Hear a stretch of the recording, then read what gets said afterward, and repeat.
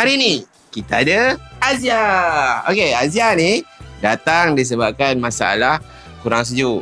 Dia cakap kurang sejuk. Lepas tu tiba-tiba dia cakap dia dah top up pula 28 bulan itu. Jadi susahlah kita nak diagnose kalau owner tak bagi tahu betul-betul. Jadi dalam kes ni kita kena soal siasat owner betul-betul. Barulah dia nak bagi tahu apa benda yang dia buat sebelum tu. Rupanya dia dah top up beberapa kali lah. Tapi kan, yang percaya sangat kalau orang kata top up tu, pastikan dia tunjuk bahawa gas kurang. Jadi sekarang ni kita dah top up gas. Sekarang ni ini dia punya tekanan yang betul. Itu baru betul.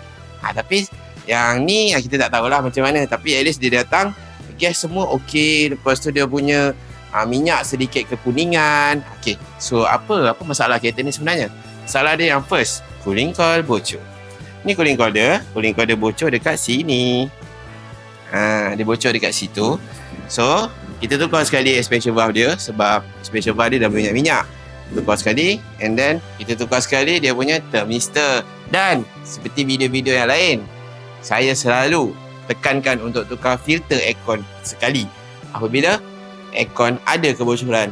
Kerana bila ada kebocoran, semestinya ada lembapan yang masuk ke dalam sistem. Apabila lembapan dah masuk dalam sistem, semestinya dryer ni dah rosak. So, kita kena tukar baru. Tak kisahlah ori ke tak. Yang penting tukar baru. See?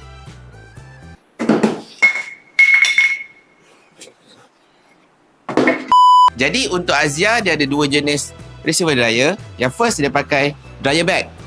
Yang second, macam yang tadi lah, dia pakai jenis tin. Yang ni, dia pakai jenis tin.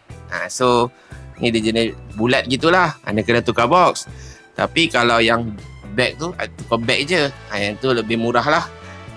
Lepas tu, dah buka, kita cuci lah nanti. Kondenser ni kita cuci. Lepas tu, shredder valve pun kita tukar baru. Jadi, sekarang kita tengah vacuum. Kita tengah tengok bocor ke tak. Jawapannya tak bocor. Dah settle dalam masalah bocor dia. Jom kita masukkan minyak. Selesai. So, sekarang kita kena masukkan dia punya gas. Charge. Okey. 400 gram. Kita start dengan 400 gram.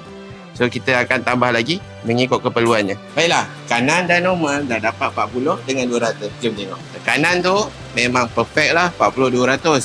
Tapi adakah gas ada cukup? Jom kita tengok bubble dia. Ada ke tak? Ada bubble. Jadi, kita kena tambah lebih kurang 30 gram lagi. Baiklah. Bubble dah hilang. Jadi, kereta ni dah cukup gas. Dah tak ada masalah bocor. Dah selesaikan. Minyak dah tukar baru. Dryer dah tukar baru. Tinggal pasang bumper. Dan kita cuci kondenser.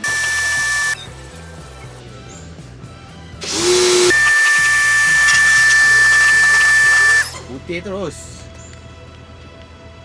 Jadi kalau untuk anda yang ada masalah aircon Pro 2 Azia, tak kisah sebelum facelift ataupun facelift, sama je. Kita akan inspect dahulu apa masalahnya. Semestinya masalah Azia tak lain tak bukan adalah cooling coil bocor ataupun discharge pipe bocor ataupun kondenser bocor jarang-jarang. Jarang-jarang lah kompresor dia bocor, tapi ada kes lah kompresor dia bocor. Apapun, saya Afiq rujuk kereta. Kalau anda ada masalah aircon, boleh datang ke bengkel kami di Danau Kota atau di Skudai Johor. Jumpa lagi later. Assalamualaikum. Kita kena apa namanya? Bedah siasat, uji siasat. Apa namanya? Bukan, kena temu duga. Bukan. Apa namanya? Alat yang kat bawah lampu selalu buat tu. Interrogation. Bahasa Melayu apa? Interrogation bahasa Melayu apa? Interrogation ni balik. Jadi kita kena soal siasat owner betul-betul.